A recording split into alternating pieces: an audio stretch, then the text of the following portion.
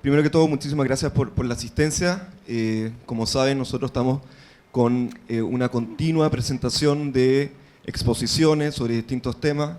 Ayer tuvimos justamente, para aquellos que asistieron, el tema sobre la sensación de impunidad en la justicia del sistema chileno. Y hoy día, por supuesto, tenemos algo así como el debate de la paridad, ¿no? Y una suerte de introducción más o menos muy corta. Creo que, bueno, yo falté justamente a la presentación, la introducción, pero el formato son 10-15 minutos por cada uno, y después de las presentaciones, después de las posturas, voy a iniciar una serie de preguntas para generar un poco de conversación, y después, obviamente, dar espacio a las preguntas del público. No, y en tanto, el tema de la paridad, ¿cierto?, tiene que ver un poco con la representación. No, el proceso constituyente ha tenido como diversas etapas donde nosotros hemos podido ver desde las posiciones de apruebo o rechazo hasta el contenido de lo que podría ser una nueva constitución, y partimos estas más o menos tres elementos, ¿no?, que puede ser o son la paridad, la representación de los pueblos originarios y la lista de independientes, ¿no?, que son los temas que se están o que se van a discutir ahora en el Senado. Y por lo tanto estamos haciendo esto justamente en términos de la paridad, ¿no? Es un tema que, si bien puede ser muy técnico, también tiene un sustrato filosófico, más o menos ético y moral, respecto a la representación de ciertos espacios de la ciudadanía que podrían haber estado postergados, en este caso el género, en este caso más específicamente las mujeres, y por lo tanto estamos iniciando este proceso de conversación. Se dice que pueden haber mecanismos distintos, métodos, ¿cierto?, diferentes sobre finalizar esta paridad en el proceso constituyente, y por lo tanto yo creo que sería bueno justamente plantear las posturas, ¿cierto? Puede haber una paridad de entrada, una paridad de salida. Sería bueno que en las presentaciones de cada uno de ustedes también se refirieran a esto, porque no está 100% claro qué significa un cupo o qué significa un escaño reservado, siendo cosas muy distintas. Y por lo tanto, termino con esto. Le doy la palabra a José Manuel, por favor. Tú ya tienes el micrófono asignado para la postura sobre, obviamente, la representación de paridad de género en el proceso constituyente. Gracias por la invitación a la Fundación, gracias por la convocatoria también hoy día. A ver, la presentación está, no sé, tiene un control remoto, algo para... Gracias. A ver, traté de hacer algo lo más estructurado posible para ordenar un poco el debate. Entonces, si ustedes ven, quiero partir muy brevemente diciendo qué son las cuotas, qué estamos hablando, por qué se dan las cuotas, después ir al trasfondo teórico y finalmente analizar un poco las ventajas y desventajas. Y antes de comenzar, quiero sí ser bien honesto en la posición, y es que yo no soy una persona 100% contraria a las cuotas en absoluto. O sea, creo que tienen cosas buenas y cosas malas. Lo que a mí me interesa en esta conversación es que ustedes logren por ustedes mismos decidir si esas cosas buenas y las cosas malas, digamos, son más o menos importantes en el caso concreto chileno. Pero no es mi intención adoctrinarlo en la postura contraria a las cuotas, ¿ya? Habiendo dicho eso, ¿qué son las cuotas electorales? Las cuotas electorales consisten en garantizar, ¿cierto?, un porcentaje mínimo en las elecciones nacionales a uno o ambos géneros, ¿ya? Y generalmente en un derecho comparado parten en un 10% en algunos países, la más chica, y llegan hasta un 50%, como en el caso francés, ¿ya?, en que se garantiza ese porcentaje, insisto, a ambos géneros o a las mujeres, depende del caso. Son de tres tipos, básicamente. Hay cuotas que son voluntarias, que son las cuotas que incorporan los partidos políticos generalmente. Es decir, yo como partido radical, ¿cierto?, me comprometo a que en mis candidatos a diputado siempre va a haber un porcentaje mínimo de 40% de mujeres, por ejemplo. Después está el tipo legal, es decir, cuando esto ya no es voluntario, sino que la ley electoral establece que los partidos políticos, cuando se presentan a elecciones nacionales, los parlamentos básicamente, van a tener que tener un mínimo, ¿cierto?, de digamos, mujeres o de ambos géneros. Y finalmente están los asientos reservados, que es la opción más dura, ¿cierto? En ella lo que sucede es que se garantiza un resultado, es decir, dentro de un parlamento de 100 miembros, 30, 40, 50, ¿cierto?, van a tener que pertenecer a un género o, digamos, repartido entre ambos géneros. Normalmente siempre se pensaron estas cuotas como temporales, ya, vamos a ver por qué, digamos, pero hoy día está eso en duda, especialmente diría yo, por la tendencia francesa, por la idea de paridad, que es una idea un poco distinta a cómo se ha dado en el resto del mundo. Ahora, si ven el mapa, voy a pararme, es un poco más cómodo. Si ven el mapa, no sé si alcanzan a verlo de lejos, pero estas cuotas que hemos estado mencionando, fíjense que el color oscuro son las voluntarias, es decir, países en que los partidos políticos han ido desarrollando cuotas. ¿Por qué se lo muestro? Porque fíjense que los países que tienen más igualdad de género son estos, los escandinavos, y ahí predomina la igualdad a nivel voluntario. Fíjense, los partidos fueron quienes comenzaron con esto, no fue necesario obligarlo. Después las amarillas son las cuotas electorales, es decir, por ley. La ley obliga a que en las elecciones haya un mínimo. Y las cuotas y los colores naranjo o rojo son los asientos reservados. Entonces, ¿por qué les digo esto? Porque es importante no perdernos de vista en cuanto a nuestro barrio. Latinoamérica y Europa Occidental usa en general cuotas electorales. No usa ni cuotas voluntarias ni asientos reservados. Las cuotas voluntarias son más bien de países anglosajones y escandinavos, ¿cierto? Europa del Este. Y los asientos reservados son más bien de países africanos y asiáticos. ¿Ya? Eso es como idea general. Ahora, ¿por qué cuotas electorales? Porque la verdad es que hay muy pocas mujeres en los órganos representativos nacionales. Muy pocas. A nivel mundial, 24,5% promedio en los congresos del mundo. ¿Ya? Hay otra forma de medirlo, pero esto es una forma bastante, digamos, llamativa. En las Américas sube un poco al 31%, en parte por las cuotas electorales que hay en gran parte de los países latinoamericanos, y en Chile estamos en 23%. Era un 16% antes de la introducción de la ley de cuotas en la última elección parlamentaria. Entonces, hay un tema relevante de diferencia de géneros en los parlamentos. Y esto da lugar, ¿cierto?, a exigencias de igualdad, exigencias de justicia. Esto es bastante obvio, ¿cierto? ¿Por qué la mujer no llega al Parlamento y el hombre sí? ¿Qué tan justo un sistema político, ¿cierto?, que tiene 3 veces más hombres que mujeres? Y hay un tema también de promesa, muy desarrollado en varios países, ¿cierto?, que se dice, mire, la mujer puede traer algo al sistema, algo de mejora, puede mejorar el sistema político, y no nos están dejando entrar. Estoy simplificando, insisto, pero para tener una visión general. ¿Qué pasa con el trasfondo teórico? Más allá del lenguaje político, aquí hay 2 teorías jurídicas y de ciencia política y sociológicas que en qué se intersectan. Hay un problema de discriminación y hay un problema de representación. Y es súper importante verlo como 2 situaciones distintas que coinciden, porque gran parte de los argumentos se dan en una o en otra sección y se desordena la discusión, porque yo doy un argumento de representación y se me contesta con un argumento de discriminación y viceversa. Entonces es importante ver estas dos digamos, aproximaciones al tema. Desde el punto de vista de discriminación, tras las cuotas electorales hay un nuevo concepto de igualdad. La igualdad tradicional aristotélica decía, cierto, que había que tratar igual a los iguales y desigual a los desiguales, pero estaba centrada en individuos, que a ti no te traten distinto, por ser de alguna forma. En cambio, la igualdad como no subordinación, que es la igualdad un poco más moderna, lo que plantea es que en toda sociedad hay grupos que están normalmente subordinados a otros. Y por tanto, si yo en esta sociedad descubro que hay un grupo subordinado, tengo que ayudarlo a levantarse. ¿Ya? Y esa es la idea que me genera una discriminación positiva a favor de ese grupo.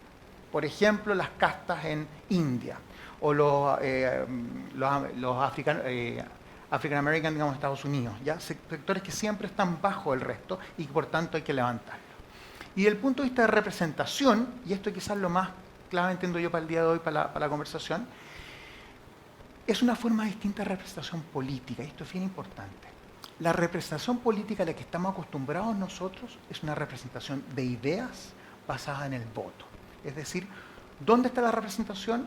¿Cierto? En esa elección en que yo voy y voto por alguien que tiene ideas parecidas a las mías. Y sobre esas bases se reestructura la democracia. Pero esta es una idea de representación distinta que se llama espejo o descriptiva. ¿En qué consiste? En que esa persona ya no me representa porque voté por ella, me representa porque es como yo. Es mujer como yo, es estudiante como yo, es trabajador como yo, es de Santiago como yo. Hay algo que nos une que hace que me represente. ¿Ya? Entonces es una visión distinta. Y eso se llama representación espejo. ¿Por qué? Porque la idea es que el Parlamento, o la Asamblea Constituyente en este caso, sea un espejo de la nación, represente a todos los grupos, tenga ojalá la mayor variedad dentro de ella. ¿Se entiende?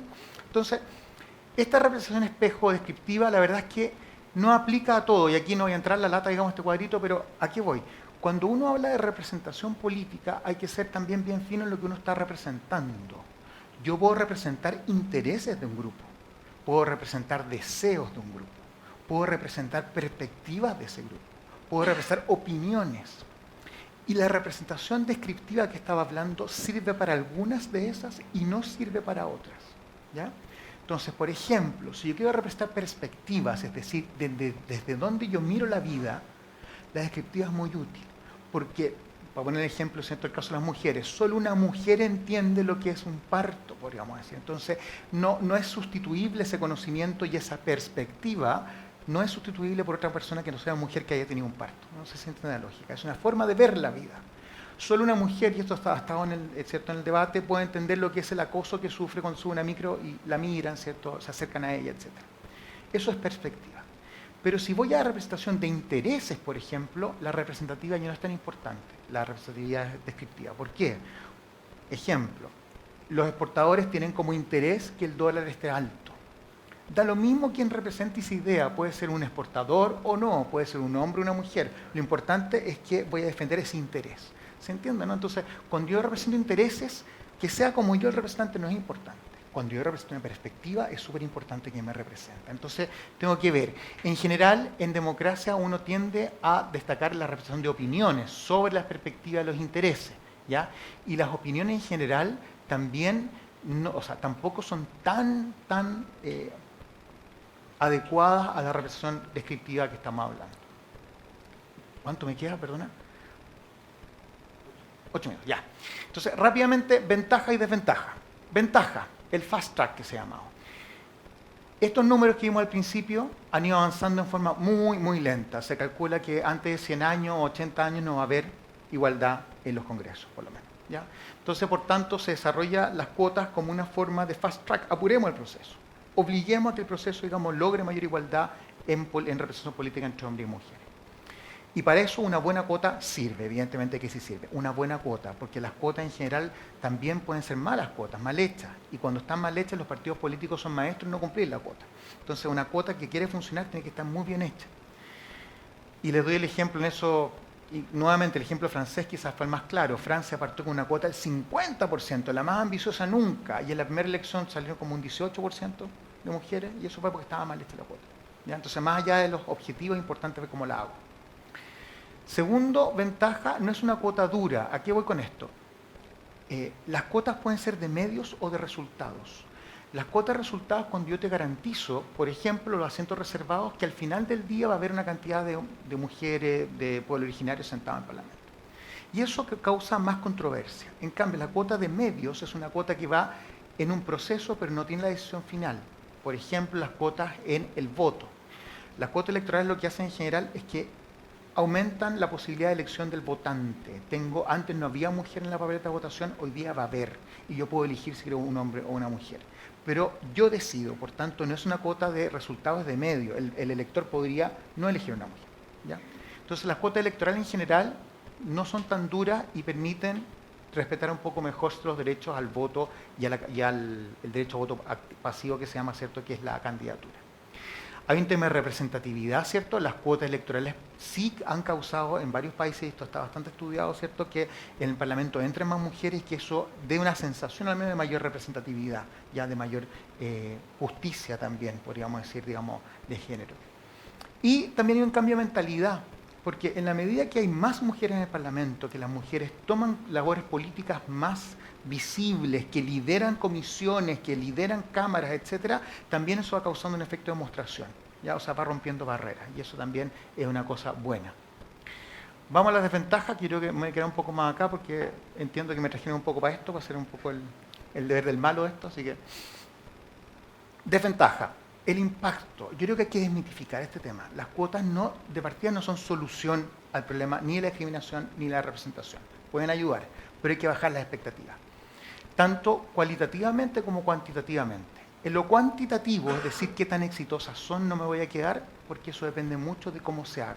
Se pueden hacer buenas cuotas y malas cuotas. Y hay harta experiencia al respecto, como ustedes vieron en Latinoamérica entera, hasta con llena de leyes de cuota, sabemos cuáles funcionan bien y cuáles funcionan mal. ¿Cuál es el aspecto clave? Los partidos políticos. ¿Cómo los subo al carro? Y si no los subo al carro, ¿cómo los obligo a subirse al carro? Si yo no hago eso, los partidos políticos van a encontrar 101 maneras de evitar la cuota, ¿ya? Pero, desde el punto de vista tanto de discriminación como de representación, hay ciertos problemas de la cuota. Desde el punto de vista de la discriminación, hay algo que se llama el efecto creamy layer, que se llama. ¿Qué significa esto? Fíjense que esto es un concepto que nace en India. Cada vez que yo hago una discriminación positiva, tiene que ser lo más precisa posible. ¿Por qué? Porque siempre voy a beneficiar al mejor grupo dentro del grupo desaventajado. Es decir, imagínense que yo hago una cuota para acceso a la universidad de personas de distintas razas, lo que pasó en Estados Unidos, ¿cierto? Entonces yo digo, para el ingreso a ingeniería en la Universidad de Columbia voy a establecer un 30%, ¿cierto?, para personas de origen de pueblo originario o de raza negra, ya en Estados Unidos. ¿Qué es lo que pasa ahí? Cuando yo veo quién entra en virtud de la cuota, la verdad es que no entra la persona de raza negra que se crió en el Bronx, de un hijo de una madre soltera, ¿cierto?, y que estuvo en la calle durante años. Quien va a entrar es la persona de raza negra, que normalmente es hijo de un médico de Harvard y una profesora de, no sé, Wisconsin. Ya, o sea, ¿qué es lo que pasa? Cuando yo doy una discriminación positiva, normalmente quien la puede aprovechar es la élite del grupo discriminado que quiero beneficiar. ¿Se entiende la lógica? Y eso se llama el efecto creamy layer. Y eso hay formas de combatirlo, ¿eh? Pero siempre está, y hay que tenerlo en la cabeza.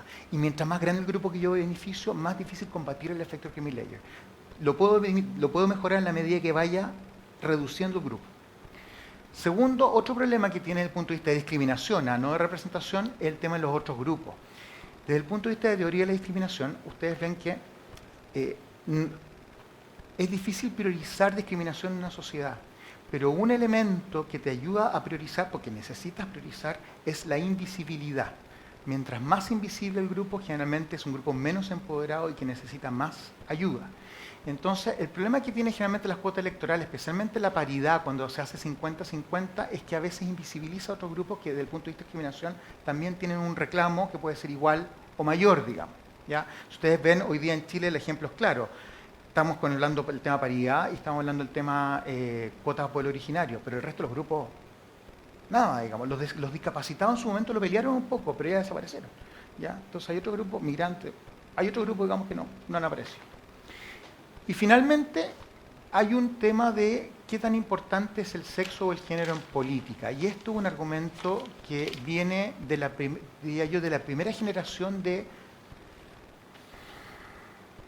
lucha por los derechos civiles, incluso también del feminismo, que es, hay gente que dice, mire, la cuota lo que hace es traer de vuelta a la política algo que deberíamos haber sacado hace tiempo, que es la importancia del género. No debería importarse si la persona es hombre o mujer, ¿ya? Pero nosotros estamos trayendo de vuelta esto al centro. Y lo que creamos, ¿cierto?, son mujeres que salen gracias a la cuota y que siempre las van a mirar con esa sospecha de que usted salió por la cuota. Ahora, ese argumento en general a mí no me gusta mucho porque hay estudios empíricos que dicen que quien aprovecha una cuota en general no se siente con ese peso. Pero sí también hay estudios empíricos que demuestran que las mujeres en política, en parlamentos, sí lo sienten de sus compañeros o compañeras. Es decir, ¿en qué se nota? En que a veces las tratan de meter en ciertos roles. Entonces, por ejemplo, 50% paridad francesa, pero la presidenta de la Comisión de Defensa no, es un hombre. La mujer que vaya a la Comisión de Bienestar. Porque usted salió por el voto de las mujeres, por interés en mujeres, vaya a la de salud, no vaya a Hacienda. Entonces se sienten como a veces un poco con camisa de fuerza. Voy terminando, antes que me quedan 2 minutos. No, 3. 3, ya. Perdón, y este era el centro quizás, ya. Desde el punto de vista de representación, algunos problemas. Voy a hablar de lo malo, insisto, hay cosas buenas, pero voy a hablar de lo malo.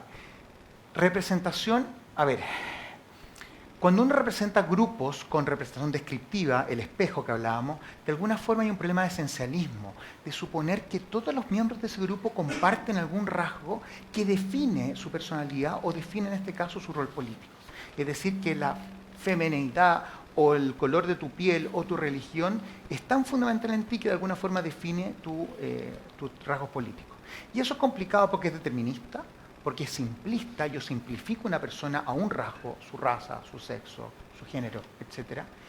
Y también contribuye, o sea, atenta contra la propia diversidad, porque dentro del grupo mujeres, y ustedes lo saben, hay muchos subgrupos, ¿cierto? Entonces hay que hacerse cargo de esa diversidad también si quiere representar. No voy a leer todo esto porque es un poco largo, pero también hay un tema de responsabilidad y accountability, como dicen los gringos. Cuando alguien me representa por lo que es y no por lo que piensa o lo que hace, es difícil exigirle cuenta, ¿ya? Es mucho más difícil exigirle cuenta cuando yo me representa por lo que hace o por lo que piensa.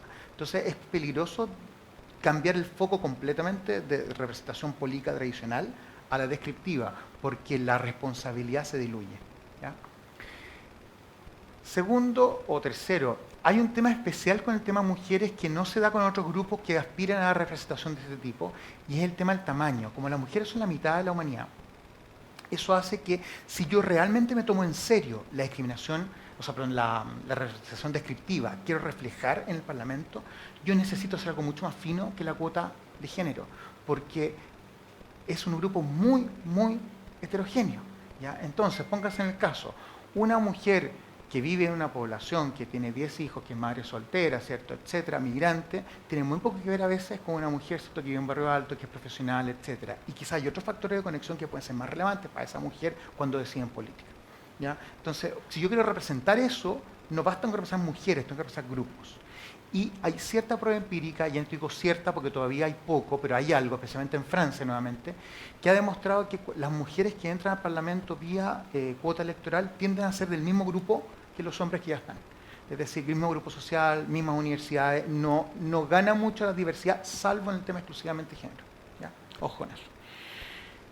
Y bueno, lo dejo en el área que se me acaba el tiempo. La pregunta de fondo aquí es qué tanto define el sexo o género el comportamiento político del representado y el representante. ¿Qué tanto votamos por el género de la persona? ¿Es lo central cuando yo elijo por quién votar o es algo que ayuda? ¿O lo central es el tema ideológico, como es normalmente en política, y de ahí puede que vote el tema mujer porque me ayuda a decidir el voto? Pregunta. Y lo mismo desde el punto de vista del representante. ¿Qué tanto afecta a mi género las decisiones políticas que yo tomo? ¿Eso es un tema de perspectiva o es más allá? ¿Hay intereses comunes o no hay intereses comunes? Ya, y termino entonces con ideas finales. 3 cosas. Primero, yo creo que hay que relativizar un poco esta discusión. No es tan absoluto, insisto, no son 100% buenas, no son 100% malas. Hay que, como yo creo, bajar un poco los humos a esta discusión tan maniquea que tenemos. Hay que tener una visión de conjunto. Aquí hay un problema de discriminación, insisto, y de representación. Por tanto, si yo me centro solo en la situación de la mujer, pierdo de vista, digamos, otro problema de representación y discriminación que hay en el sistema, ¿ya? Y tercero, yo llamaría fuertemente a los medios y no a los resultados. ¿A qué voy con esto? Las cuotas electorales bien hechas pueden ser muy exitosas en sus resultados. Pero cuando yo paso a cuotas de resultados, que son los asientos reservados, y ahí sí voy a hacer una declaración de principio, me parece que lo que estamos haciendo es darle la espalda a nuestro barrio democrático occidental. Nos estamos pareciendo más a países como Sudán, Arabia Saudita, Afganistán, Pakistán, China. Perdón, pero no, muchas gracias. No es el tipo de democracia al menos que yo aspiro. Prefiero 1000 veces las soluciones que se han dado en estos países, que además coinciden con países en que la igualdad de género es mucho mayor que en estos países de acá. Muchas gracias. Muchas gracias, José Manuel. María Cristina, ¿tú tienes presentación? No tengo presentación. Perfecto. Volvemos a nuestros lugares. Buenas tardes. Primero quiero agradecer la invitación a la Fundación y sobre todo la preocupación por el tema de la paridad y de las cuotas en la representación de la convención, cualquiera sea ella, y del proceso constituyente en general que nos va a tener ocupados probablemente mucho tiempo. Voy a partir voy a ir probablemente acercándome y contestando algunas de las inquietudes que se dejó planteado recién, y voy a partir entonces como por una visión de lo que es la representación y a través de eso por qué la paridad es importante en la convención y en el proceso constituyente actual. Como bien se decía, la representación es un fenómeno, es un concepto complejo, ¿ya? No solamente incluye lo que más estamos acostumbrados, ¿verdad?, que es la representación de intereses, de ideas como ideológicas, que eso lo representan, por ejemplo, los partidos políticos o las personas que están dentro de esos partidos políticos y a lo que más estamos acostumbrados a votar. La representación es más que eso, tiene una dimensión que es descriptiva y simbólica, que nosotros solemos dejar de lado, pero no hay que considerarla separadamente, que voy a hacer una representación ideológica por un lado, ¿verdad?, y una que sea descriptiva por otra, sino que cuando yo voto debiéramos tener el ejercicio ciudadano, que por muchas razones estructurales no lo tenemos, ¿verdad?, de hacer esta integración. Y es importante para la legitimidad institucional y democrática hacer esa integración, ¿verdad? En este minuto estamos hablando de la paridad de género, pero también se puede dar en múltiples aristas, ¿verdad? Sea con los pueblos indígenas, puede ser también incluso religiosa, cuando si estamos en un país extremadamente católico, pero hay otras visiones religiosas que también quieran manifestarse y sin necesidad, la paridad distintas de género, digamos, también digan yo soy, no sé, yo soy de izquierda y soy evangélico, por ejemplo. O sea, y está haciendo apelación a dos cosas, está haciendo apelación a su ideología, ¿verdad?, a su parte de defensa de intereses, pero también a una descripción desde donde se plantea eso, ¿ya? Entonces, no lo podemos separar, ¿ya? Y el problema que hemos tenido en la actualidad con el género es que se ha tratado de justificar históricamente, y esta es la desigualdad estructural que tenemos en política, que en realidad las mujeres estamos bien representadas por los hombres, ¿verdad? Descriptivamente, o sea, desde a dónde nos posicionamos. ¿Por qué? Porque ideológicamente una mujer puede pensar lo mismo que puede pensar un hombre, ¿ya? Pero sabemos de muchas experiencias, por ejemplo, la norteamericana, que fue una discriminación estructural racial, ¿no?, que finalmente los intereses también descriptivos, ¿verdad?, desde donde yo me posesiono, ¿verdad?, puede haber afroamericanos que sean demócratas o puedan ser republicanos, ¿verdad?, pero desde a donde se paran para enfrentar determinados temas y para incluir sus propios derechos cuando sea la oportunidad, no siempre estamos hablando cosas de género, ¿verdad?, es importante esa dimensión de la representación, que no es ideológica, sino desde donde enfrentamos la construcción colectiva. Y esto es importante y ha costado mucho comprenderlo en la historia de la democracia. Y es tan importante que en la actualidad la paridad integra, ¿verdad?, elementos para mejorar la calidad de la democracia. No está como algo, y por eso está incluido en los objetivos de los programas de Naciones Unidas, ¿verdad?, y agencias especiales de esto a nivel internacional, porque se ha considerado que efectivamente esta desigualdad estructural que hemos tenido históricamente en distintos niveles ha perjudicado el desarrollo de las mujeres, ¿verdad? Es una desigualdad que no es neutra, que no es que dé lo mismo, ¿no? Y para enfrentar esto se han propuesto distintas cosas, ¿verdad? Ustedes pueden revisar, hay una muy buena página que habla sobre los distintos mecanismos que tú mencionabas bien en tu presentación, que es Idea Internacional. Ustedes la pueden revisar, pero si uno revisa ahí, claro, hay muchas experiencias en cómo los parlamentos han tratado de ir superando esta desigualdad, ¿verdad? Y aquí quiero hacer una distinción. La paridad es un principio normativo, es decir, es un principio integrador que nosotros asumimos como algo bueno para un objetivo. Y las cuotas son un mecanismo que podría lograr eso como podría no lograrlo y tiene sus ventajas y sus desventajas. Si nosotros apostamos por la paridad, que puede ser definida como 50 y 50, o puede ser 40-60, eso está a decisión del momento, ¿verdad? Si nosotros vemos eso, ¿verdad?, cómo lograr esta paridad, entonces a dónde la vamos a lograr es bien importante, ¿ya? Porque el tema de las cuotas para las candidaturas, que es lo que tenemos en la actualidad, la reforma electoral reciente, ¿verdad?, en las últimas elecciones, es una reforma que apunta gradualmente a ir aumentando la representación de mujeres o de participación de las mujeres en política, pero es lento. Nosotros pasamos de 16% a 23% y efectivamente se consideró que eso fue un efecto positivo de la ley de cuotas. Pero independientemente si esto está muy bien diseñado institucionalmente o no, ¿verdad?, el efecto de las cuotas sobre el resultado es gradual, porque tiene que ir cambiando una concepción cultural del momento, ¿verdad?, y que vaya abriendo los espacios y se vayan ganando. Y por eso se dice que son temporales, porque en algún punto las cuotas no van a ser necesarias. En el caso de la convención, ¿verdad?, constitucional que vamos a tener, es una oportunidad única. Entonces, Poner cuotas no nos sirve porque no logran la paridad inmediata. Podríamos quizás decir ya hemos mejorado un poco la cultura paritaria en el país, por lo tanto a lo mejor las candidatas mujeres les va un poco mejor, ¿verdad? Y del 23 pasemos al 30 con mucho, como una gran aspiración.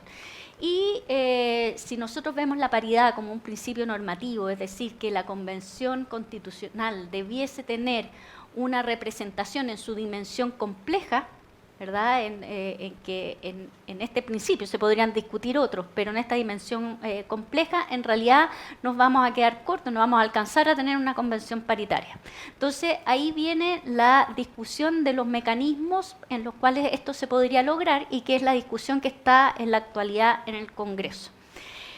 Y antes de pasar a eso, lo voy a explicar primero porque hay ciertos mitos que andan circulando de qué pasa con las propuestas, con lo que se está discutiendo en la actualidad. Pasamos a tener una cuotas en la ley electoral, que eso va a haber de todas maneras. Hay acuerdo político o no hay acuerdo político, si es que no lo hay, ¿verdad? Para transformar la ley va a haber 40-60 en las listas electorales.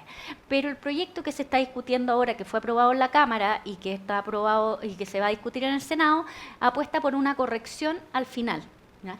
Y esto implica que, la convención, el objetivo de la convención paritaria es que sea 50 y 50.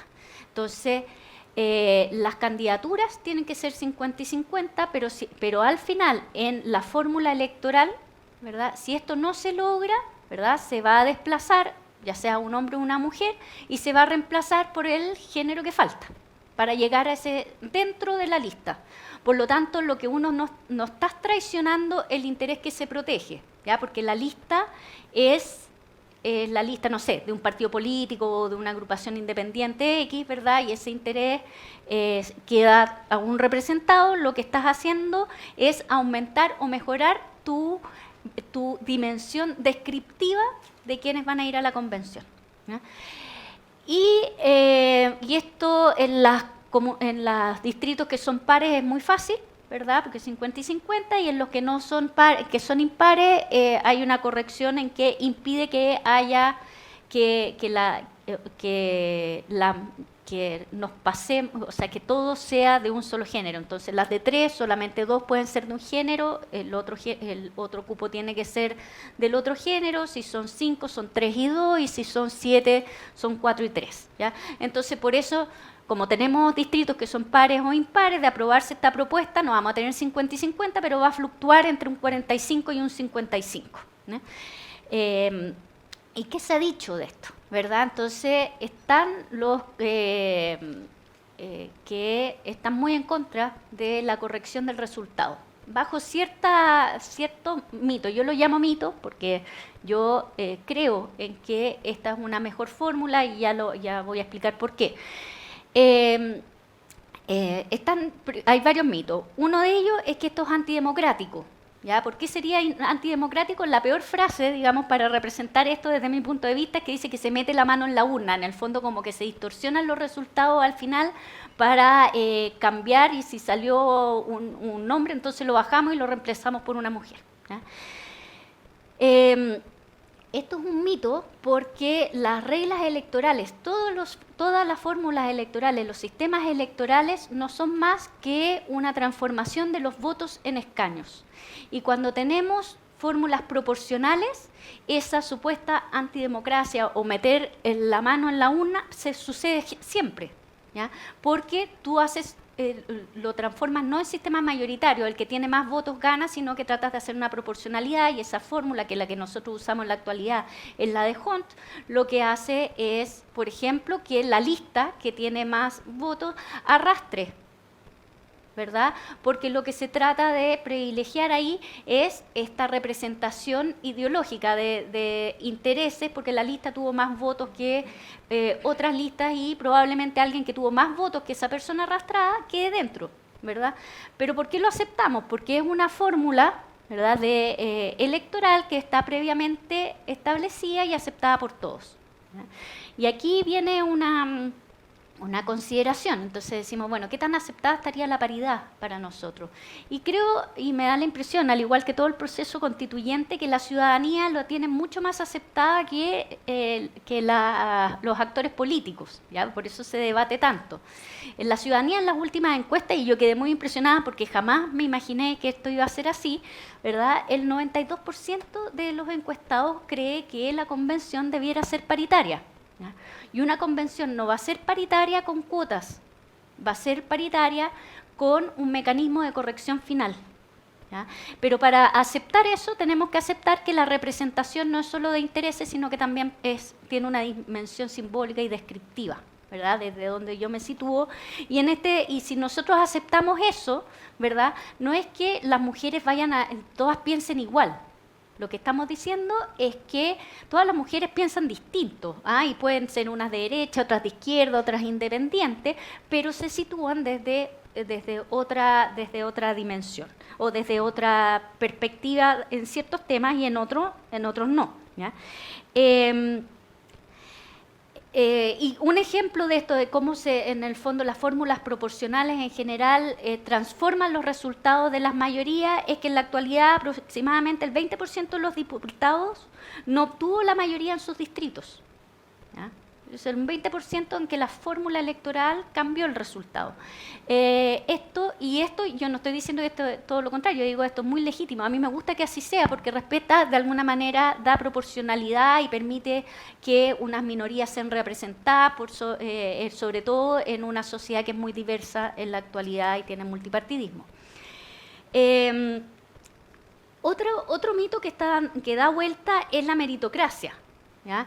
Que en el fondo vamos a sacar hombres que tienen muchos méritos de la convención y los vamos a reemplazar por mujeres que no tienen experiencia y que van a ganar porque tuvieron corrección, etc. Si algo que hace la discriminación estructural es convencernos justamente de eso, que hay grupos que son menos capaces que otros grupos, ¿verdad? Y las mujeres... las mujeres tenemos tantas capacidades, espero que no tenga que justificar esto, digamos, pero hay mujeres tan preparadas como otros y confiaremos en que las respectivas listas y partidos pongan a sus mejores cuadros, tanto hombres como mujeres ahí, ¿verdad?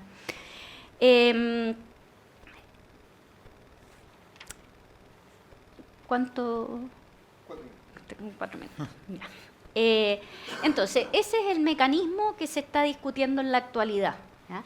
Y están todas estas como trabas, ¿verdad? En términos, ¿por qué se llegó a este mecanismo? ¿Verdad? Porque se ha discutido doble papeleta, ¿verdad? Ahora se está discutiendo listas cerradas, ¿verdad? Intercaladas, y las cuotas, como bien se señala, que hay las cuotas que son de candidaturas, pero no aseguran los resultados. Con respecto a la doble papeleta, ¿verdad? Nosotros... hubo un acuerdo político y el acuerdo político implicaba respetar las reglas electorales actuales para los diputados, distorsionar lo menos posible de lo que nosotros conocemos en la arena electoral. Y eso implica que si hubiese doble papeleta, entonces tendríamos que dividir los distritos por 2. ¿Verdad? Y quedarían distritos que sería casi como un binominal mayoritario o con un efecto mayoritario.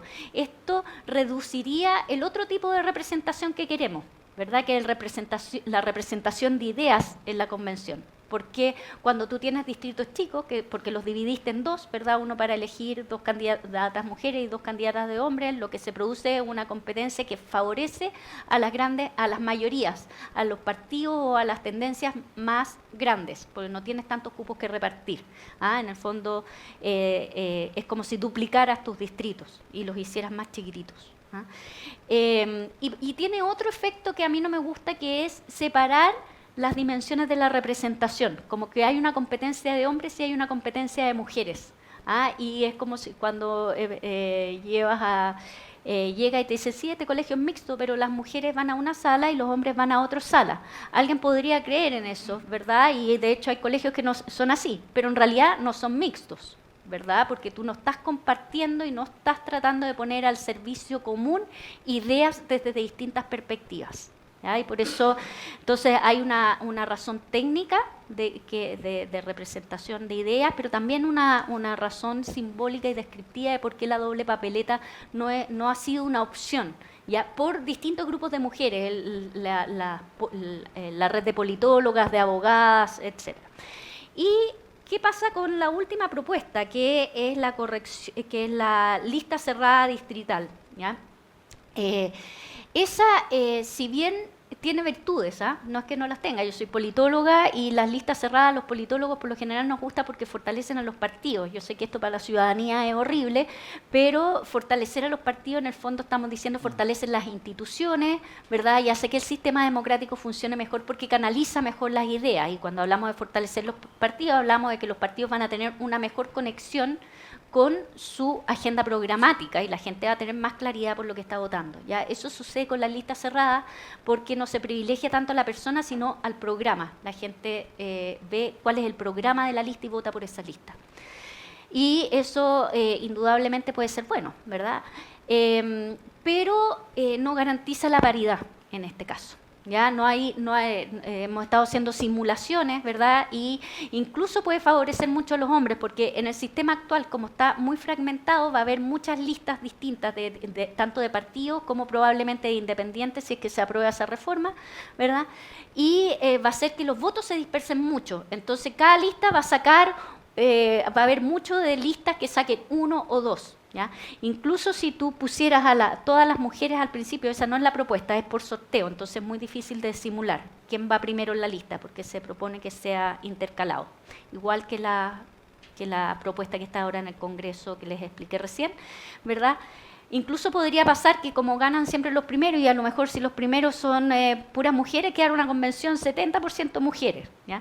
La paridad no es ganarle a los hombres, la paridad es tener un equilibrio de representación entre hombres y mujeres, ¿verdad? Entonces eso tampoco serviría, también nos dejaría bastante disconformes.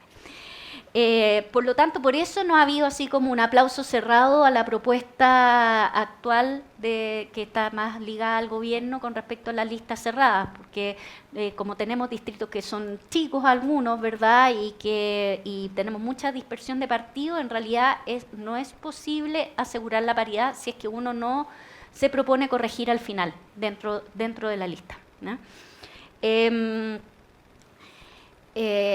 Para cerrar, ¿verdad? Uno se preguntaría, y esto ya va más relacionado con el proceso y el mecanismo. Los procesos constituyentes son distintos al Congreso. Entonces uno se podría preguntar, bueno, en realidad no nos conviene a lo mejor tanta dispersión, tantas ideas distintas, esa cosa va a ser muy difícil de manejar si es que no concentramos un poco las ideas en menos partidos, etc. Esto es una idea que es muy válida para los congresos, ¿ya? Porque los congresos tienen que representar, pero también tienen que darle gobernabilidad al país, en el sentido de que hay un gobierno, sobre todo en los presidencialismos, ¿verdad?, en que hay un programa de gobierno y el gobierno se tiene que entender con el Congreso. Si tiene mucha fragmentación en el Congreso, cuesta mucho avanzar, ¿verdad? Eso se estima, y en la ciencia política lo estudiamos como gobernabilidad, la dificultad para tomar decisiones. Y por eso se tiende a tener sistemas proporcionales, pero moderados, no de 100% de proporcionalidad, sino que va dejando algunos partidos más chicos afuera. En una convención constitucional, esto no es la convención constitucional, especialmente en democracia, ¿verdad?, en que el Congreso sigue funcionando y por ahí van los grados de gobernabilidad que tenemos que tener en el entendimiento de las instituciones que siguen funcionando. La convención constitucional en realidad tiene que construirse en un pacto social y político lo más amplio y que sea lo más legítimo posible, ¿ya?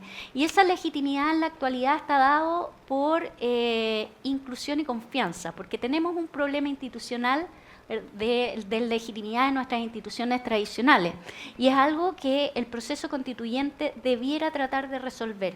Y en este contexto, el proceso mediante el cual nosotros tenderíamos a hacer una nueva constitución es tan importante como la nueva constitución que vamos a generar. Es decir, la gente tiene que validar esa convención, la tiene que validar porque la ve ¿verdad?, que es representativa de los intereses actuales total de la sociedad. No le estamos pidiendo que gobierne, por lo tanto no le vamos a pedir gobernabilidad, le vamos a pedir que traduzca ese pacto social y político que estamos esperando.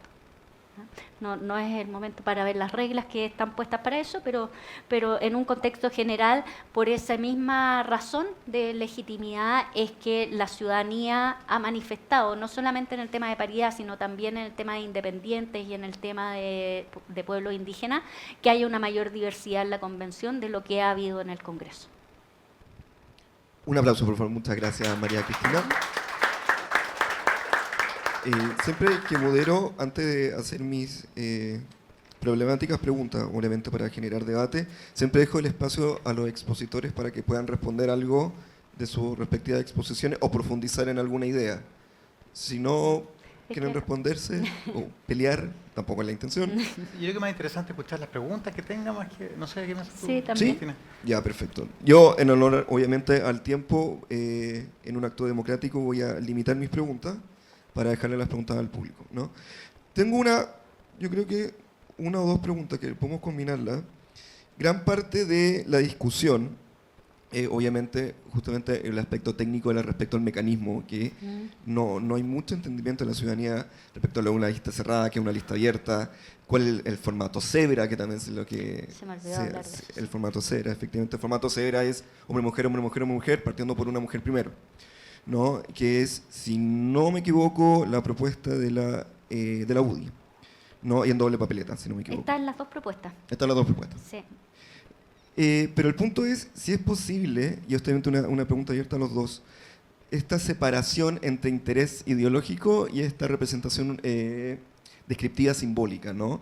Y me refiero a los tres formatos que se están discutiendo, la tensión entre la doble papeleta y la paridad de salida o resultado, y ahí está metido también las listas cerradas por distrito.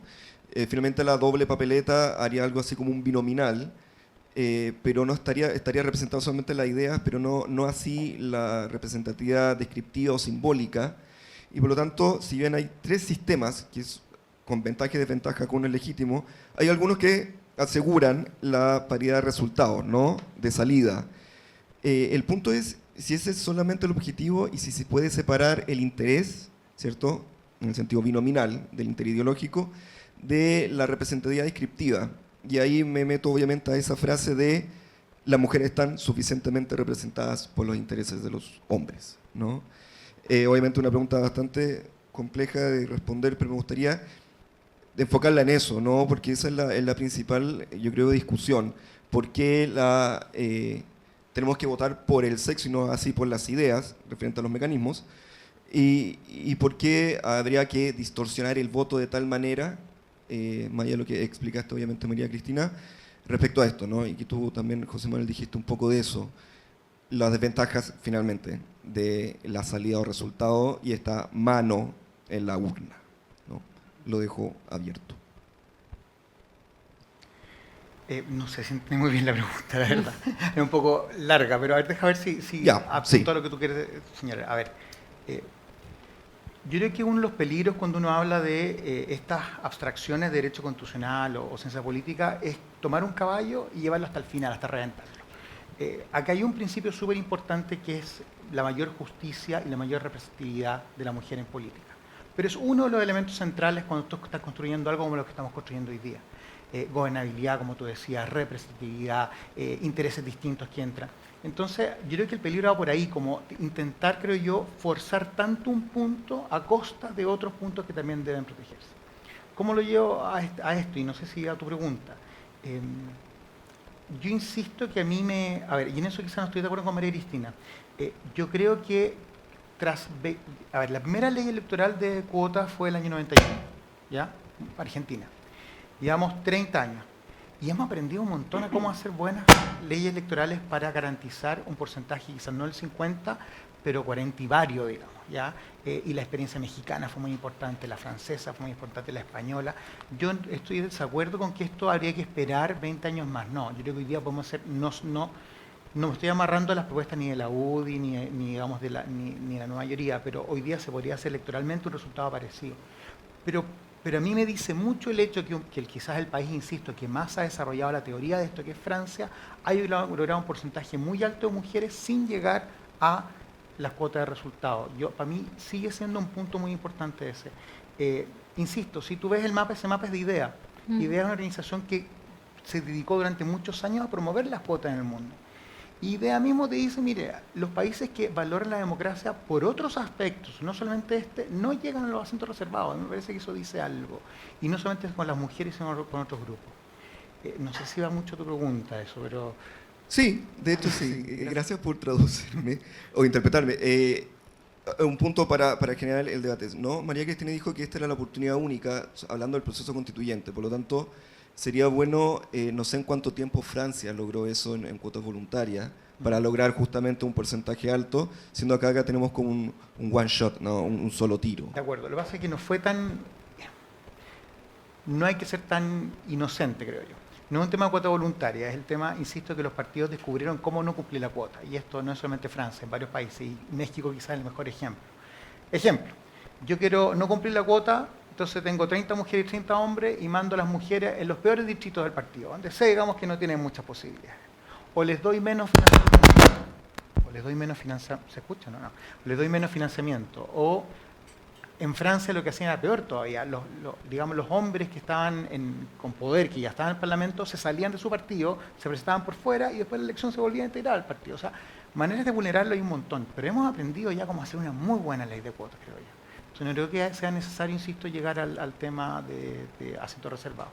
Porque, insisto, ahí ya es poner ese solo interés sobre una serie de otros intereses. A mí me parece que aquí el principio, más que la mano en la urna, hay un principio de soberanía del elector que es fundamental en todas las democracias. O sea, es cierto, como dice María Cristina, que siempre ese principio se mediatiza por el sistema electoral, pero me parece que aquí hay un salto cualitativo importante. Es distinto para mí que la cuota, digamos, que el sistema proporcional.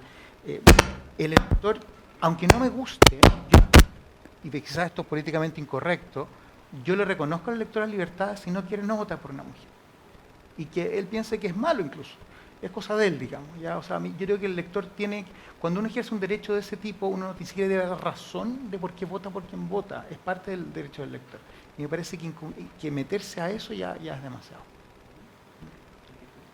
Sí, primero hacer como una aclaración. Entiendo que por asientos reservados tú entiendes paridad, ¿verdad? Es que no. ¿No? No. Asientos, Perdona, para mí paridad es el concepto desarrollado, insisto, a través de la doctrina francesa que ve la democracia como esencialmente paritaria con una cosmovisión, ¿cierto?, de equilibrio hombre-mujer. Y como tú muy bien dices, estoy de acuerdo contigo, hay medios como la cuota. Ya, es que claro. Que voy a dar otros ejemplos. Ya también están en ideas para que... Ya, hay 3 países que han tenido procesos constituyentes y que han aplicado normas para tratar de garantizar paridad o un mejor equilibrio entre hombres y mujeres. Uno de ellos fue Islandia, ¿verdad?, que todavía no tiene su nueva constitución, pero sin embargo en su asamblea constituyente estableció que debía ser un 60-40 y en caso de que no sucediera había que complementar la elección para poder llegar a ese 60-40. Y este es el único caso, ¿verdad? Esto es para un poco sacar la vista de China y Ruanda y países que en realidad no se ajustan mucho a lo que es nuestra cultura más occidental de las cosas. Este es el único país que ha tenido una norma por resultados, ¿ya? Pero también tenemos que considerar que los procesos constituyentes en democracia no son demasiados, ¿ya? Son alrededor de 25 o 26. No estoy contando los que son en transiciones, ¿ya? Sino que llevamos un periodo de democracia y después a partir de ahí puede haber un proceso constituyente. El otro país es Bolivia, que aplicó cuota con lista con mandato de oposición. El mandato de oposición es esto que tú dices de cebra, ¿ya? Y con esa ley logró un 35%, ¿ya? Y no era una mala ley, ¿ya? Y Túnez, ¿verdad?, que también tuvo una ley de cuota, pero sin mandato de posición, es decir, podían ir muchos hombres al principio y las mujeres al final, y hay mucha evidencia que habla que el votante o la votante va y vota por los primeros que están en la lista, entonces esto mejora un poco las posibilidades de las mujeres, ¿ya? Y por eso hay países que no tienen cuotas, pero sí tienen mandato de posición, que pongan a las mujeres en primer orden, en los primeros lugares, para mejorar sus posibilidades. Y Túnez, que tuvo cuotas, pero no tuvo este mandato, ¿verdad?, y que solamente el 8,4% de las listas estuvieron encabezadas por mujeres, logró solo un 26,7% de mujeres en su asamblea constituyente. Entonces, las experiencias que tenemos, ¿verdad?, de estos que son momentos únicos, ¿verdad?, los procesos constituyentes no existen demasiado, ¿verdad?, la verdad es que las cuotas no han dado un resultado paritario. Probablemente han mejorado la representación respecto a sus congresos, pero no han sido resultados ni siquiera un poco óptimos, 35 y 26%. Y por eso ahora, es humano, ¿verdad? Yo creo, o sea, si tú a los partidos políticos, y pasó con nuestra ley de cuotas, ¿verdad?, en que le dices tienen que ir 60-40, ¿verdad? Eso, si hubiese estado súper bien diseñado, debió haber dado un resultado 60-40, pero dio un 23. ¿Ya? ¿Por qué sucede eso? Primero, las mujeres son menos conocidas, ¿ya?, porque han estado fuera del circuito mucho tiempo. Luego, también por las mismas discriminaciones, las mujeres tienen menos ingresos, se les paga menos, ¿verdad? Bueno, con salvadas excepciones, obviamente, pero en términos generales, por lo tanto, las campañas son caras. Y en la ciencia política tenemos mucha evidencia en que en realidad quienes tienen más ingresos tienen más probabilidades de ganar, ¿ya? Y quienes tienen más probabilidades de ganar además son los incumbentes con dinero para hacer la campaña. Los incumbentes son los que actualmente ejercen el cargo. Y si las mujeres no han ejercido el cargo, entonces compiten con quienes sí lo han hecho y además que tienen muchos recursos, ¿verdad? Entonces, eso es estructural, no es de diseño de campaña, ¿verdad? No es de diseño de la ley de cuotas, sino que aunque tengas la mejor ley de cuotas, corren con ventaja quienes son incumbentes y tienen más ingresos, cosa que generalmente las mujeres no lo tienen, ¿verdad? No son incumbentes ni tienen más ingresos. Y después están las prácticas propias de la política y de la resistencia institucional, en que los partidos políticos pusieron a las mujeres en las peores posiciones, ¿verdad?, donde no había muchas posibilidades de ganar, y además tuvieron mucho menos acceso a los dineros de los partidos políticos para financiar sus campañas, ¿ya? Pero eso sí se podría arreglar si es que uno quisiera en la ley. Lo estructural no se puede arreglar, otras cosas sí se pueden arreglar. Por eso las cuotas en las cuotas en candidaturas no garantizan la paridad, y por eso este esfuerzo enorme por tratar de sí garantizarlo, ¿ya? Y estoy de acuerdo que las sociedades tienen que hacer ciertas concesiones, es decir, uno opta por principios. Al final, los instrumentos favorecen ciertos principios en desmedro de otros, ¿ya? El típico que se habla cuando hay elecciones entre representatividad y gobernabilidad, ¿verdad? Aquí sería entre la representación, entre la no distorsión, no quiero ocupar esa palabra, pero entre no alterar los resultados de la norma proporcional y lograr la paridad. Tenemos que tomar una decisión, ¿ya? No es que podamos lograr las dos cosas, ¿ya?, porque no vamos a tener paridad si no decidimos como sociedad tener esa paridad. ¿Y cómo se logra? Bueno, que al final de los resultados, ¿verdad?, apliquemos una regla que todos conozcamos, ¿verdad?, que es igual que la de Hunt, pero con corrección de paridad, ¿verdad?, que altera también los resultados, y que logremos esa paridad. Lo que tenemos que decidir es si lo queremos o no lo queremos, ¿verdad? En las encuestas sale que sí lo queremos. El 92% lo quiere, ¿ya? Y visto desde todos los grupos de intereses posibles, con un 92% todos mayoritariamente lo quieren, ¿ah? Entonces, y efectivamente vamos a innovar. Si es que resulta la paridad, vamos a hacer la primera convención, ¿verdad?, paritaria en el mundo democrático, porque finalmente la Asamblea Constituyente de Islandia Había mucho conflicto político, entonces se anuló la elección, pero se nombró como una comisión. Y se hizo paritaria, pero se respetó el resultado, pero el Ejecutivo tuvo que nombrarla como comisión porque, dadas otras resistencias políticas, se anuló la elección. Y después, además, el proceso no concluyó, ¿ya? Pero eso son dimensiones, no tiene nada que ver con la paridad. No sé si respondí más o menos. Sí, yo voy a dejar de hacer mis enredadas preguntas, así que les voy a otorgar al público. Voy a hacer el disclaimer, por favor, preguntas, más no comentarios, anécdotas, indicaciones. Por favor, preguntas, ya porque estamos muy cortos del tiempo y prefiero que le demos, obviamente, el espacio a los expositores para seguir explayándose, ¿no? Prefiero que levanten la mano, nosotros le vamos a pasar un micrófono y yo creo que es mejor juntar todas las preguntas y responder todos de una, ¿no? ¿Sí? Aquel que tenga preguntas, ¿puede levantar la mano?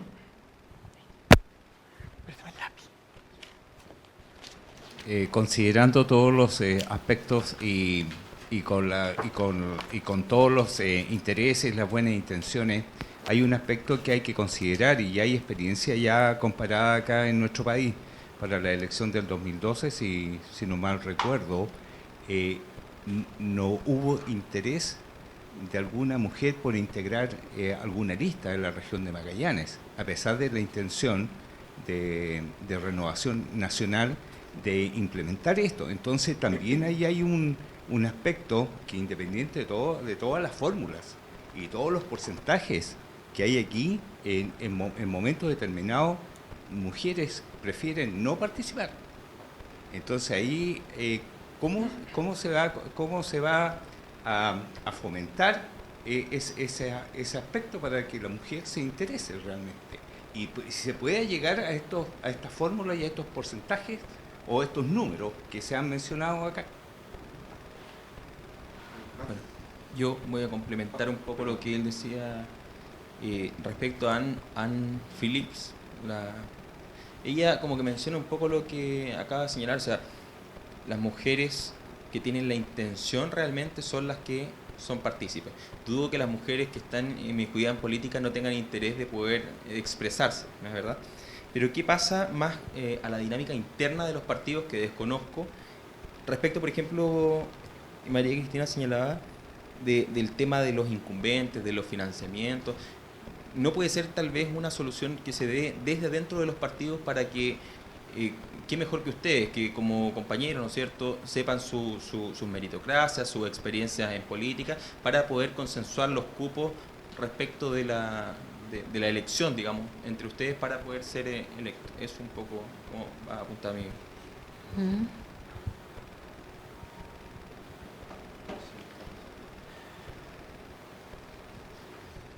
Quisiera saber si los panelistas no ven el tema del cuoteo por género como una cajita de Pandora, porque resulta que hoy en día vemos que el gobierno excede en todas las cosas que el Congreso le pide, en verdad, y si el día de mañana empezamos a decir ya, ok, garanticemos cuotas por género, y en algunos países ya se han reconocido más de 150 géneros.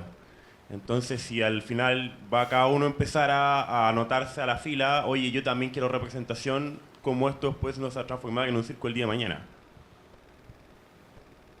Y la última. Yo me lavo la mano, Álvaro. Yo tengo dos preguntas para María Cristina.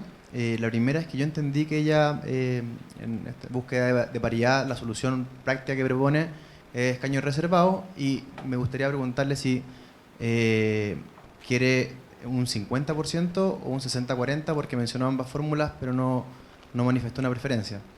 Y la segunda pregunta es ¿por qué no aplicaría esta idea de gobernabilidad que ella reservó exclusivamente para el Parlamento a una asamblea constituyente? ¿No creemos que esta convención o asamblea constituyente tenga también algún grado de facilidad para ponerse de acuerdo? Esas dos preguntas.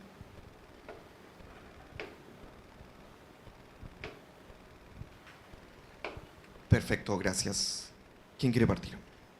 ¿María Cristina? Bueno. Y tú cierras. Dale, hay más patilleros. A ver, no hay mujeres. Esa es una afirmación que uno escucha en varias partes. Yo creo que a esta altura el ejemplo más claro de que sí hay mujeres, en que en la última elección se dijo lo mismo y era 40-60 y al final los partidos lograron sus 60-40. En un momento yo trabajo en la Universidad de Chile y nos encargaron un estudio para ver la cultura política de los partidos y cómo estaban enfrentando el cambio electoral, ¿verdad? Pues se hizo financiamiento público y la ley de cuotas, etcétera. Y todos los partidos dijeron, no, nuestras mujeres no van a querer, estamos muy complicados porque no hay mujeres, etcétera. Y finalmente hubo, ¿ya? O sea, finalmente, porque es lo que hace la ley de cuotas, ¿verdad? Que es positivo. No es que yo esté en contra de la ley de cuotas, lo que pasa es que para la convención prefiero otro mecanismo porque no tenemos tiempo para esperar esta evolución. Pero lo que hace la ley de cuotas es justamente romper con la estructura discriminatoria que existe para que haya mujeres. ¿Ya? Entonces, todos los partidos que decían que no había mujeres, al final tenían un montón de mujeres. ¿Ya? Ahora, otra cosa es que las pusieran preferentemente para que ganaran las elecciones. Ahí, bueno, ese es el siguiente paso que queda con respecto a la elección del Congreso. ¿Ya? Yo participo en muchas redes de mujeres. ¿Ya? Y no es que yo no soy feminista declarada así como feminista. Ahora lo soy porque he entendido el concepto de feminismo, porque hay mucho prejuicio cuando te dicen tú eres feminista, es como más o menos que no sé, que te vas a agarrar a combo ahí en una esquina. No tiene que ver eso el feminismo. El feminismo tiene que ver con cómo te planteas, ¿verdad?, frente a una sociedad y a los distintos problemas que hemos tenido las mujeres históricamente para ser representados, para participar en distintas instancias. Y en esta estoy segura o sea, participo en la red de politólogas, en la de abogadas, ¿verdad? Y yo te apuesto que de ahí nadie se define, hay algunas que se definen como feministas y otras que dicen, bueno, como mujer en realidad necesito redes, porque en el mundo normal, ¿verdad?, esas redes no se me dan. Los hombres las tienen súper bien constituidas, pero las mujeres las tenemos menos desarrolladas. Y yo creo que de ahí, ya de esas dos redes, tienen un montón de candidatas, ¿verdad? O sea, mujeres hay. ¿Por qué se arman estas redes? Justamente porque nos han dicho siempre que no hay mujeres. Entonces, al final, las mujeres nos empezamos a agrupar para decir que sí, habemos muchas mujeres. Díganos de qué sector las quieren. Pero en realidad, cuando tú pones los mecanismos, lo que haces es incentivar, romper, no quedarte con la idea, sino romper con eso e ir a buscar y decir, bueno, la verdad es que vamos a tener que tener una planificación para atraer a nuestras estructuras partidarias mujeres, porque la sociedad nos está demandando mayor pluralidad y mayor descriptibilidad en la participación. Por eso no podría, o sea, por eso en tu pregunta, si bien no sé si la entendí bien, si no podrían ser los partidos los que incitaran a esto, creo que necesitan un empujoncito todavía para que lo sean, ¿verdad? Porque han estado mayormente, todos estos cargos han sido, los incumbentes son mayoritariamente hombres, entonces cuesta romper eso. ¿Ah? No quiere decir que en el futuro lo ideal sería que esto se diera solo, ¿verdad? Y que lo tuviésemos tan internalizado que realmente no debiera ser de otra manera. Si esto es una caja de Pandora o no, la gran diferencia con otros grupos que lo puedan demandar es que la discriminación o las políticas afirmativas, ¿verdad?, quieren romper con una discriminación que es histórica, ¿verdad?, que rompe con el principio de igualdad, pero que es histórica, ¿ya? Y desde este punto de vista, bueno, las mujeres tenemos como un orden de precedencia en esto. No quiere decir que en el futuro, ¿verdad?, otras discriminaciones no se den y necesitemos de ciertos mecanismos, pero todavía no hay un consenso social y político para otros grupos, o por lo menos que yo haya visto, ¿verdad? Puede que surjan, y yo no me niego a que puede que surjan, y que tengamos que incluir mecanismos para su inclusión. Y por lo tanto, estamos en un contexto en que el tema es este, no son otros grupos. Entonces estamos respondiendo a un contexto y a un problema que vemos en el presente. ¿Qué pienso yo? 60-40, 50 o 50.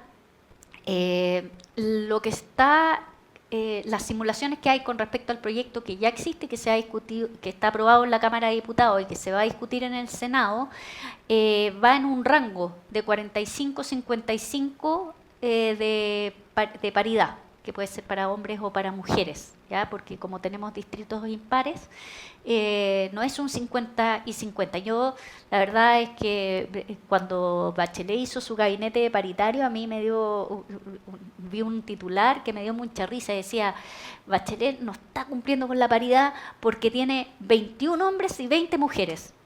Yo decía como, o sea, el problema no está en el margen, ¿verdad? El problema no está en el margen, el problema es más profundo que eso. Si tú me dices 30-70, no, eso no estamos ni cerca, ¿verdad? Si logramos un 40-60, estamos bastante bien porque hay estándares de paridad que son 60-40.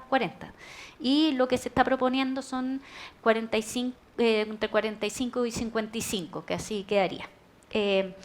¿Y por qué el concepto de gobernabilidad es distinto al concepto de gobernabilidad interna, como se propuso aquí de la convención? No tenemos tiempo para recorrer como las normas y los límites que va a tener esa convención, ¿verdad?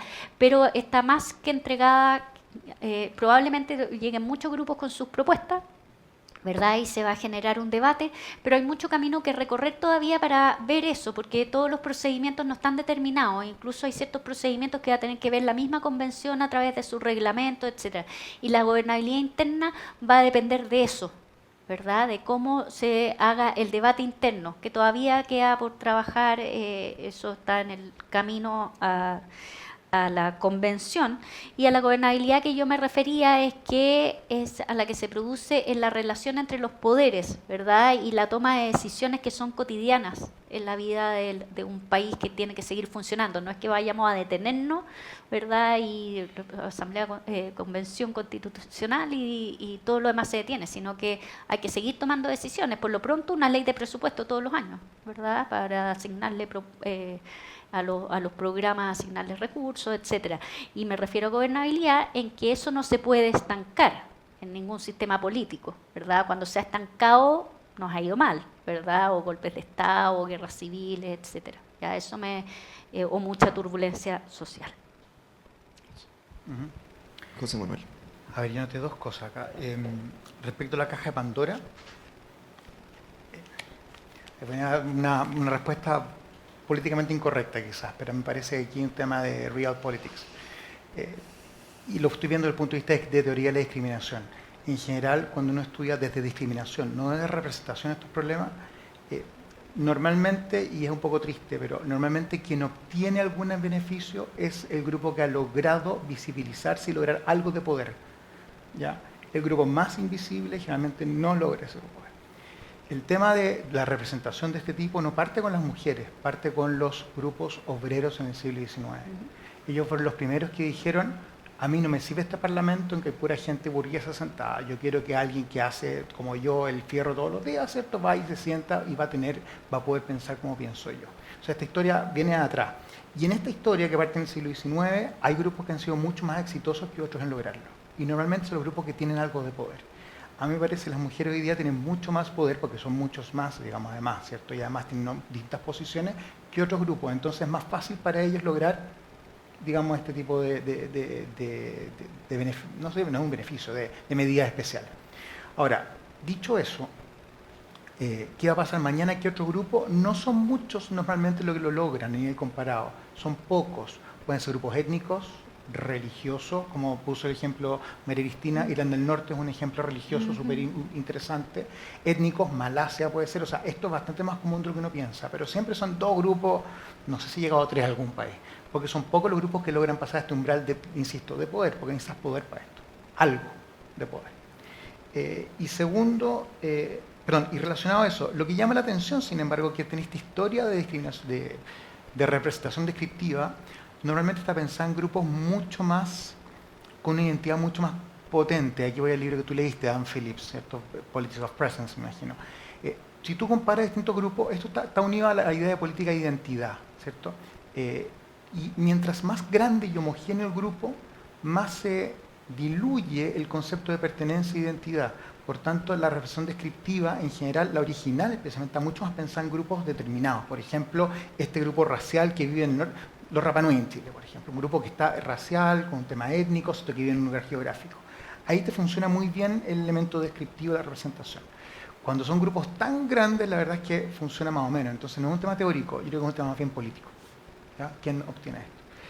Y respecto al segundo tema, y con esto me callo, para que se puedan ir a almorzar, el tema suyo de la oferta... A ver, hay harta literatura en esto desde hace harto tiempo. Si el problema es de oferta, es decir, hay pocas mujeres que quieran entrar al sistema, o de demanda, es decir, si el sistema les cierra la puerta aunque ellas quieran entrar. Y hay una discusión bastante eterna, hay un montón de estudios, norteamericanos hay varios, ¿cierto? Hay unos alemanes también bien interesantes. Pero más allá de que sea, ¿qué dice María? Es una combinación de ambas, o sea, puede haber un problema de ambas. Pero más allá de eso, y en esto de habló María Cristina, si quieres solucionar el problema, la única forma es golpear la mesa, es cierto, el punto es cómo la golpeamos, pero hay que golpear la mesa si queremos salir de eso. Y forzar un poco el sistema es la lógica que te atrae a estas leyes.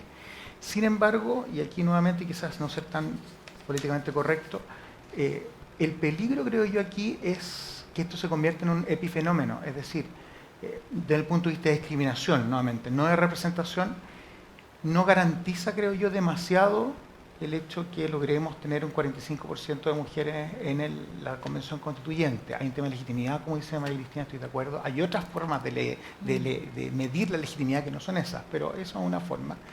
Pero ha pasado, y esto estoy pensando en India, por ejemplo, en Sudáfrica, que medidas de este tipo de alguna forma tranquilizan la conciencia social. Entonces, como que ya, ahí están las mujeres, tienen 45%, que no se quejen más. Y eso es súper peligroso, porque, insisto, si uno cruza ese mapa de ideas que les mostré con el mapa de la igualdad de género en el mundo, los países con mayor igualdad de género tienen esa igualdad porque cambiaron formas de pensar, estructuras sociales. Y voy a terminar con un ejemplo súper concreto que puso María Cristina hoy día cuando llegamos. No sé, ¿te acuerdas, María Cristina, que tú nos comentaste que las reuniones en la fundación ya no son a las 7 de la tarde? Y tú dijiste, hay un tema de género acá. Porque, ¿cierto? Generalmente la mujer le cargan el cuidado a los niños y tiene que, no lo dijiste así, pero tiene que llegar más temprano a la casa. Bueno, así partió en Escandinavia. ¿Cómo lograron los suecos tener más mujeres parlamentarias sentadas en el Parlamento? Diciendo, ¿sabes? Que después de las 4 de la tarde no hay reunión nomás. Y no hay.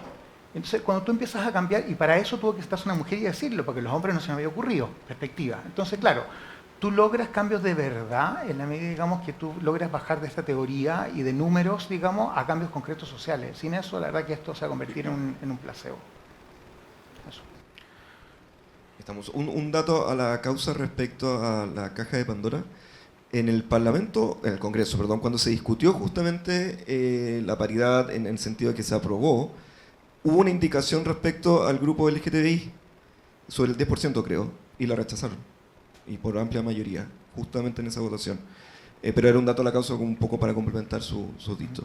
Y dicho eso, les agradezco muchísimo la presencia, un gran aplauso por favor para nuestros dos expositores.